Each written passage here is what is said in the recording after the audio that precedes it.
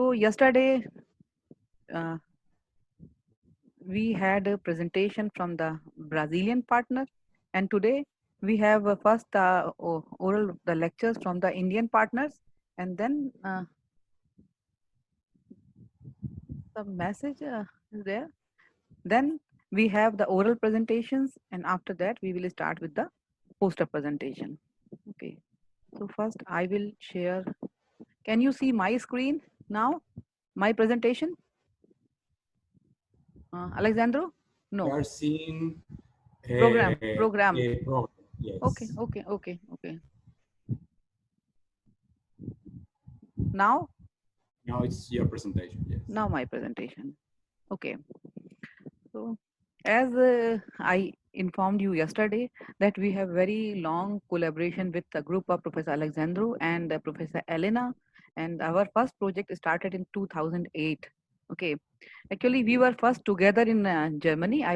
We were together working in the same group as a visiting professors in the group of Professor Ciesler together, and we met there only. And then we decided to collaborate, and we were looking for an opportunity. It was, I think, 2006 that time, and we were looking for Yes. opportunity between collaboration between India and Brazil.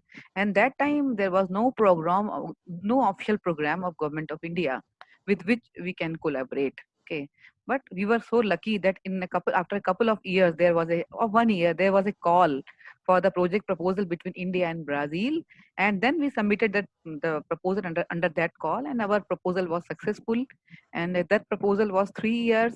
And in this proposal, I think there were the members from the Brazilian group regularly visited our group in India, and the same it was vice versa. And the members, postdoc students, professors, and PhD students, they visited the group of Alexandro. So I think this project was completed in around 2011 and 12. And after that, again for the 1 year, there was no call for the new project. And around 2014, there was again a fresh call from the DST for a proposal, again in the area of antiviral drugs. And we submitted another project. Our project was again successful, supported by the Department of Science and Technology. And we continued our collaboration for 3 years, and we recently, I think 2017 or 18, we completed the second project, and our projects were related to the antiviral drugs. And now with the new virus COVID, this area is really very challenging, and a lot of work we need in this area. And we are planning one more project and looking for the call from the DST to submit another project in this area. Okay. And so the topic of my talk today is the crystal engineering, designing, and development of new solid forms of drugs. See, Professor Alexandro and Professor Alina yesterday gave a lot of background. Okay, so I think you don't need much background. Still, I will repeat few things before starting uh, uh, my presentation. 1 minute, 1 minute. There is okay. Yeah. As Alejandro told you yesterday, that the oral forms of the drugs are the most common one, and it is the easiest way to take the oral form rather than taking injection or any other form or liquid form. And the oral dosage forms are the most common type of pharmaceutical preparations, because it is easy to administer solid forms, and they are more stable, and the mass production of these forms are also like increasing day by day. And different solid forms have different physical properties. The type of solid form determines the type of mechanical or chemical or physical properties, and different forms have different melting point, solubility, density, hardness, and crystal shape. And all these properties are very, very important for a drug or for a tablet. And the type of solid form has direct impact on the final product properties. So for any drug, when for any tablet, we need good bioavailability, good stability, good mechanical properties. Sometime drug is in the market, but these are some of the issues which need to be resolved. And the crystal engineering is like very helpful in overcoming these issues. Many of the drugs in the market are delivered as salts. You see, when you see the drug, generally the drug, you see there is a salt of the drug. Okay, and some of the drugs, they are given as a polymorph or co-crystals, all these things. Again, I told you the Alexandro explained what is salt, what is co-crystal, and all these things. Yesterday we have 4 or 5 presentations in this area, so I will not repeat these things. And then we have presentation from Jaya from my group and Karnika. They will all briefly talk about these things. I will just give an overview. Okay. So this is when we talk about a API, active pharmaceutical ingredient, and if we attach a co-former to it, it becomes a co-crystal. And the properties, the physical properties of co-crystals are quite different from that of a API. So it is one of the way to modulate the properties of the API. So crystal engineering is gaining lot of attention these days. We have 2 lectures yesterday or many, some or more presentation in this area. So with the crystal structure, it is possible to modify the packing hydrogen bonding pattern, and which results in the modification of physicochemical properties, solubility, bioavailability, and mechanical properties, all these things. Okay. Pharmaceutical co-crystals, they can be defined as crystalline material composed of an API and a one or more co-crystal formers. They are called co-formers, which are solid at the room temperature. And the co-crystal can be constructed through several type of molecular interactions. These interactions may be hydrogen bonding, pi stacking, or van der Waals type of forces. And the first known co-crystal was studied as early as in 1844. Okay, so they are not something very new. The co-crystal were known even in 1844 old. So today, briefly, I will talk about the uh, two. Do you see some lines on my screen? Some green. Yes, if someone is using the annotate tool, please delete it. I don't know if the administrator can clean the screen. Someone else Who is, yeah. is doing annotation, please clean it. And Poonam, your video is not working. But if you want to share your, okay now. Okay, yeah. Now my video is working. Okay. Yes, So personally. So today I will basically discuss two co-crystals. One co-crystal, first one is the nitrofurantoin alproline crystal. Another is the paracetamol oxalic crystal, co-crystal, and briefly talk about our work in on these on these two co-crystals. The first one, the nitrofurantoin alproline co-crystal, was very interesting, and the problem was this co-crystal was it was not able to crystallize. Okay, the crystal structure was not known. So by combining the spectroscopic and quantum chemical studies, we predicted the molecular, not the crystal structure, but the molecular structure or hydrogen bonding pattern of this co-crystal. In the second case, the structure was known, and we studied some theoretical properties using the monomeric model, dimeric model, and even the bigger model. So the first one is nitrofurantoin alproline co-crystal. This nitrofurantoin is an antibacterial drug, but the problem with this drug has it has the poor solubility. So in order to improve the solubility, some of the co-crystals were formed, and there is one co-crystal with L-proline. L-proline is an amino acid which is zitroninic form, and it is used as a co-former. And the nitrofurantoin L co-crystal was formed to modify the structure of API, and again I told you to modify the mainly the solubility and also the bioavailability and thermal and mechanical properties of the nitrofurantoin. This is the molecular structure of nitrofurantoin. This is L-proline. Okay, and this is the structure of nitrofurantoin L-proline. So what we did in this case, we combined the spectroscopic study, infrared and Raman both, with the quantum chemical calculation in order to get the like what type of hydrogen bonding pattern is there, and what is the molecular structure of this co-crystal. And we started like crystal. I told you crystal structure was not known, and we predicted the molecular structure and hydrogen bonding pattern combining these two approaches.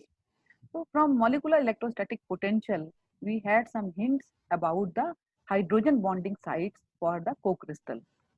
In the case of this is nitrofurantoin, and these are some hydrogen bonding sites. And this is the L-proline. And in this case also, from the molecular electrostatic potential surveys, we knew that these are the hydrogen bonding sites.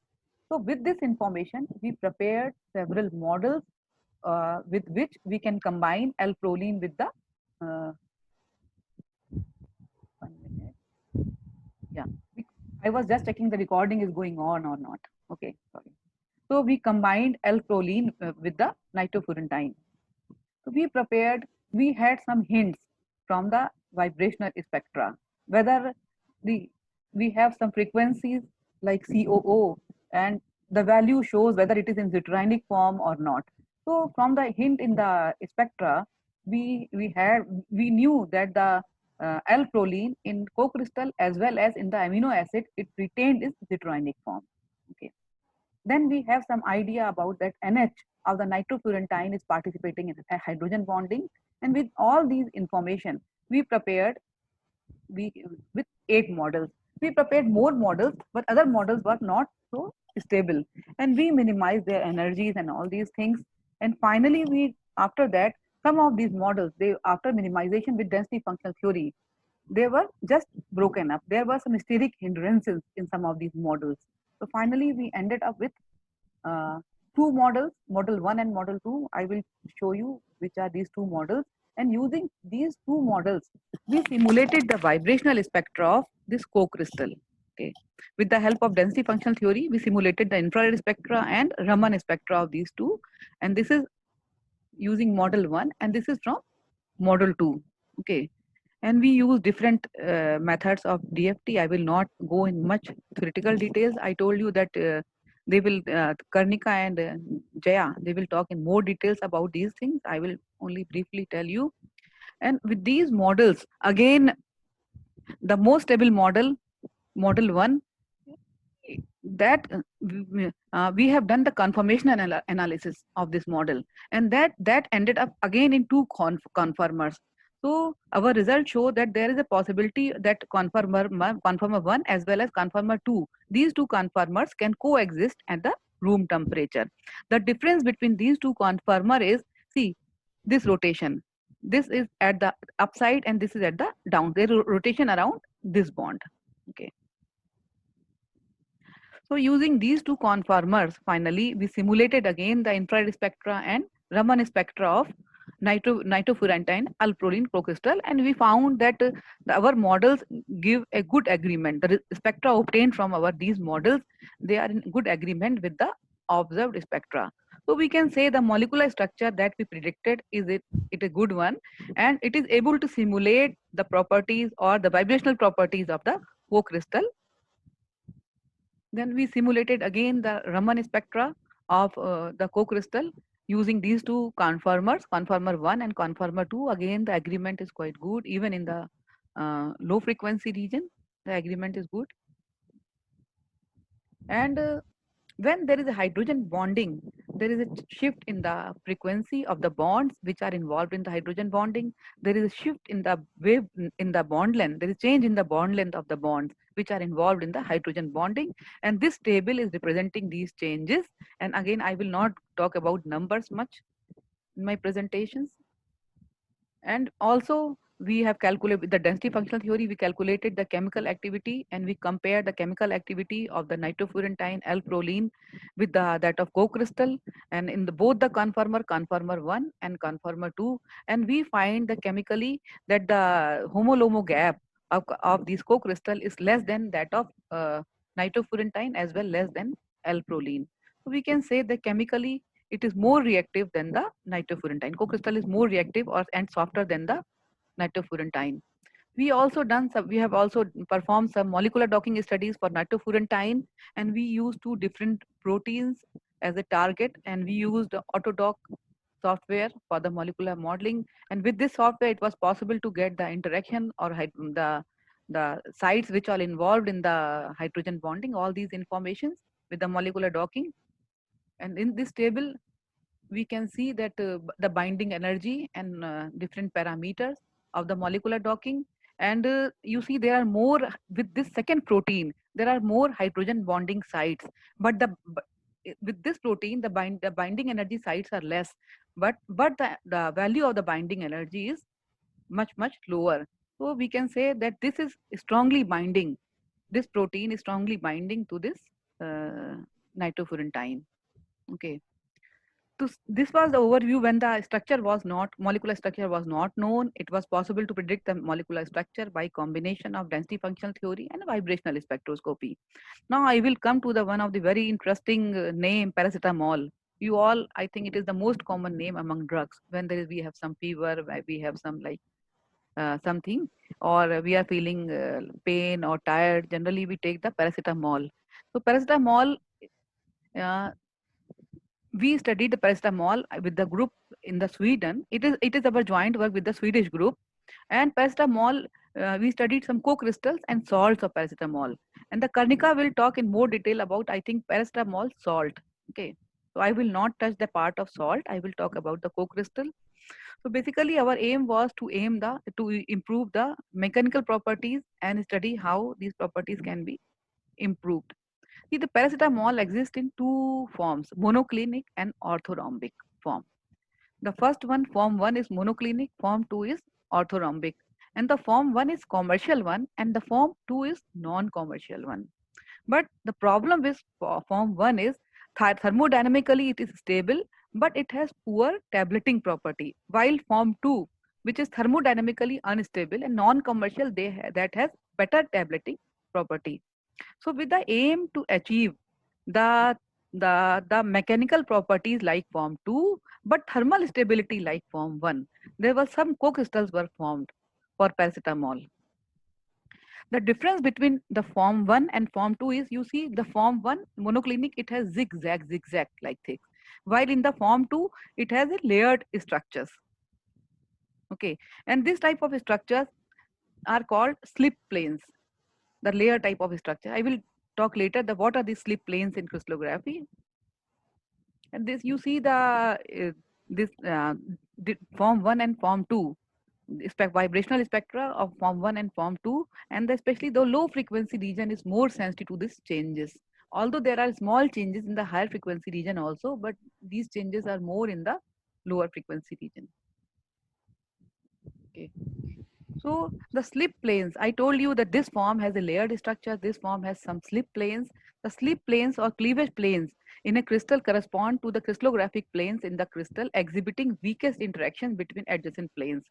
And the form having slip planes is mechanically like uh, it has better mechanical property than the zigzag form. Okay. So our aim was to have the thermal properties like form 1, zigzag structure, but the mechanical properties like form 2. With this aim, some co-crystals were prepared from the Swedish group: paracetamol oxalic acid co-crystal, paracetamol bipyridine co-crystal, and paracetamol this HCl salt. Okay, and you see the paracetamol oxalic acid co-crystal has layered structure, while the bipyridine has a zigzag structure. So it is expected that the mechanical properties of the oxalic acid co-crystal with paracetamol should have been better than that of bipyridine. And the salt also has the layered structure. Okay. So the paracetamol, there is no slip plane. Paracetamol oxalic acid, there is a slip plane 104. It has a flat layer structure. Bipyridine, it has no slip plane. While paracetamol salt has two slip planes 100 and 201. And the paracetamol oxalic, while the oxalic acid itself has two slip planes, and bipyridine has itself two slip planes. So when these are combined, so they came out with different hydrogen bonding pattern than paracetamol or their individual coformers. Okay. So X-ray diffraction and DSC is used to confirm whether co-crystals are formed. These are XRD data and the DSC data. Okay. So these are the mechanical properties and the crystal structure of paracetamol forms. And it is found that the oxalic acid has the best mechanical property. After that, next one is paracetamol hydrochloride salt, HCl salt. And it is almost, mechanical properties are almost similar to that of paracetamol oxalic acid. You see here, this is the HCl and this is the oxalic acid, red and this. So mechanical properties are almost similar and the best mechanical properties are for oxalic acid.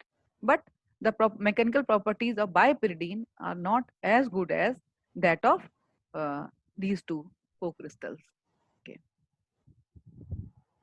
So we have studied, we have performed some theoretical calculation to get the deeper understanding of the molecular structure, interactions, and the hydrogen bonding pattern of the paracetamol oxalic acid. And our calculations were based on two, like we have done calculation on the monomeric model as well as a bigger model in which there are two dimers, and these dimers are also surrounded by two more oxalic acid. We use this system to complete the hydrogen bonding pattern, all possible hydrogen bonding hydrogen bonds which are available. To complete the hydrogen bonding pattern, we use this model, and we perform the calculations with this. I will not go much detail in the bipyridine. Okay. So for the paracetamol oxalic acid, we use two model. The first one is monomeric model. Why we are calling it as monomeric model? There is one molecule of paracetamol and one molecule of oxalic acid. While in the second one, we have there are two molecules of paracetamol and there are more molecules of oxalic acid. And so you see the hydrogen bonding of all the nearest neighbor interactions are taken into account. And when we have performed the calculation of the vibrational spectra, FTIR and FT Raman, this is the lower one.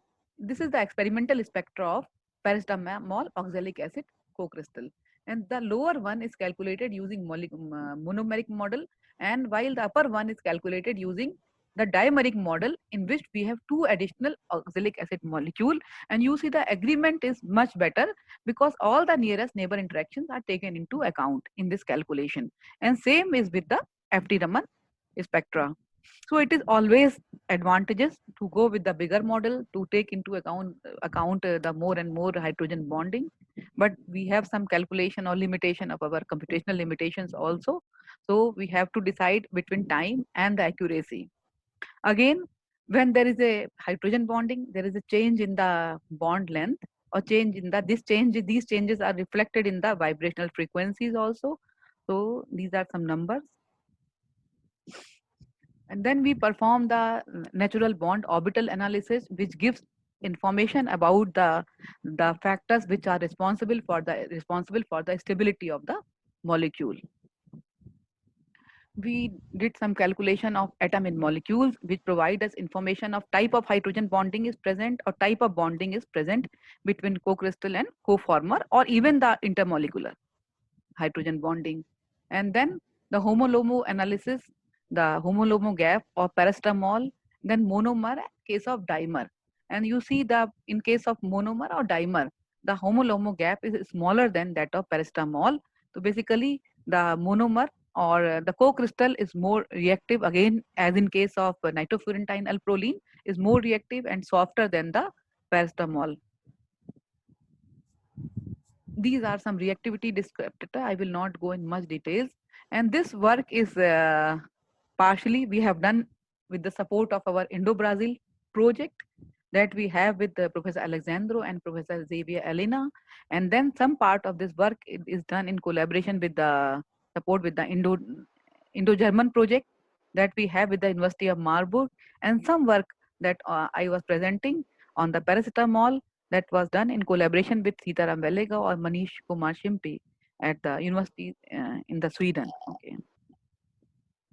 These are some of the memories that we have during the visit of Alexandro to our group. Maybe you can see, you are there, Alexandro? Yeah. Okay. Okay. So thank you very much. Thank you. Okay, And Poonam, if there are thank you some very much questions, I will for be the happy. interesting talk. Yeah. Thank you. We have time for some question. If someone wants to ask a question, please identify in the chat, so we will be able to unmute you. Okay. Here we have a question from Papia Show. We can unmute Papia or please.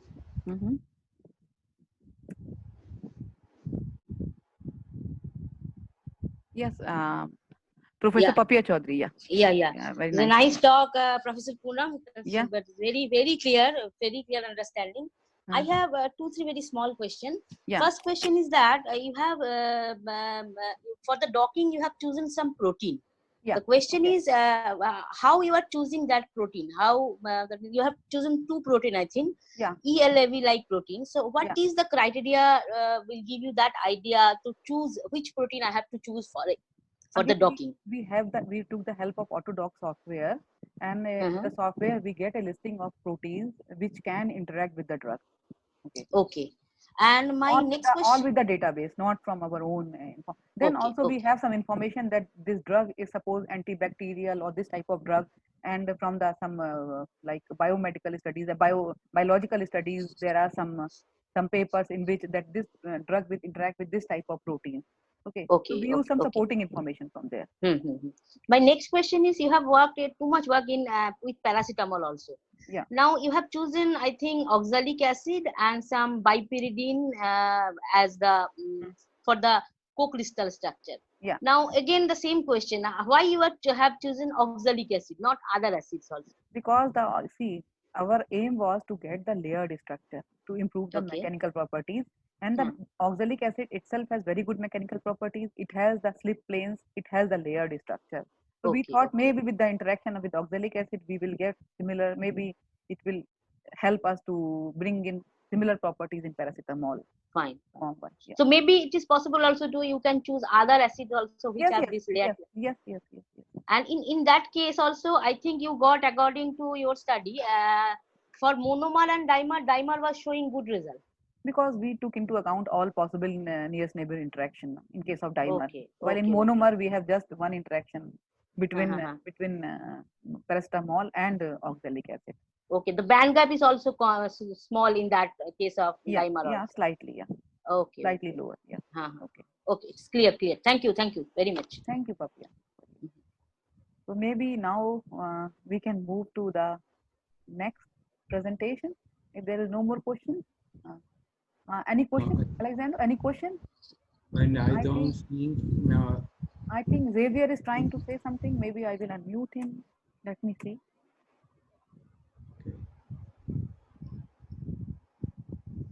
Yeah, No, maybe. okay. I want to. Hello, very nice presentation. I just wanted to say that Bawani wanted to make a question. He was raising the hand, so maybe he wanted to make a question to you. If somebody want to make any question, please write down in the box. Nice work. And after crystallization, where antibacterial activity will be enhanced. There is a question that after crystallization, after forming of co-crystal, the antibacterial activity will be enhanced or not.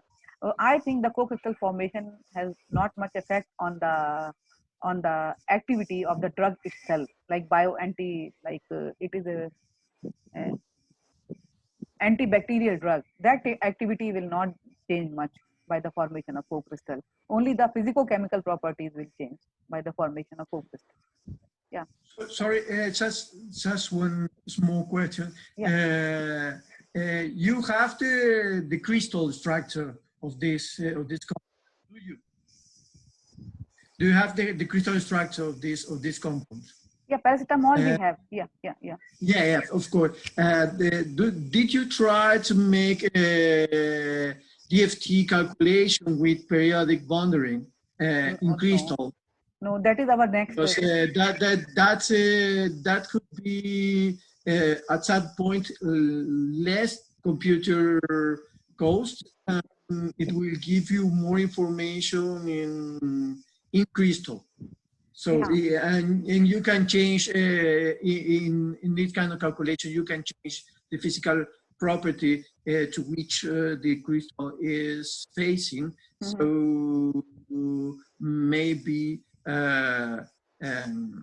could be a good idea. I ask him because I am interested in this kind of calculation, and maybe it could be a next step in our collaboration. Yeah, thank you very much for very nice suggestion. We are also moving in the same direction, and now we have purchased a supercomputer, like a high performing computing, better computing facilities now, and we purchased the crystal software now, and with this we are moving in the calculation with the crystal, because we have in the when we were collaborating with the University of Marburg, we did some terahertz studies in very, very low frequency region.